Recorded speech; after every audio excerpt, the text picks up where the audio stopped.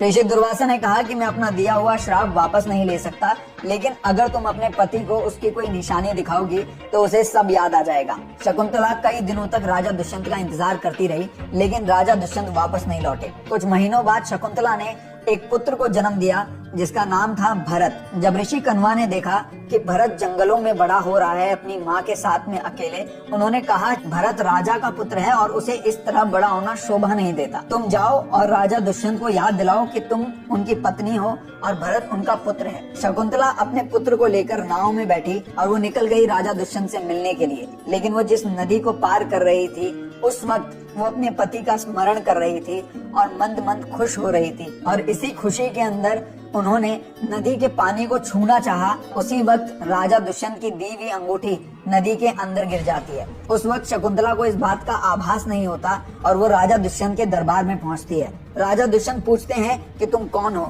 शकुंतला कहती है कि मैं आपकी पत्नी हूँ और ये आपका पुत्र है। राजा दुष्यंत क्रोध से भर जाते हैं और वो कहते हैं मैं तुम्हें जानता नहीं हूँ और तुम्हारी हिम्मत कैसे हुई मेरे ऊपर ऐसा आक्षेप लगाने की कि ये मेरा पुत्र है और तुम मेरी पत्नी हो। और सिपाहियों को कहकर उन्होंने शकुंतला को राज्य के बाहर निकाल दिया। शकुंतला ने तय किया कि वो भरत को जंगलों में ही बड़ा करेंगे। एक दिन राजा दुष्यंत जंगल से गुजर रहे थे और वे देखते हैं कि एक बालक जंगल में शेरों के साथ खेल रहा है, हाथियों की सवारी कर रहा है। उसके सानिध्य के अंदर पेड़ पौधे पक्षी आनंदित हो रहे हैं।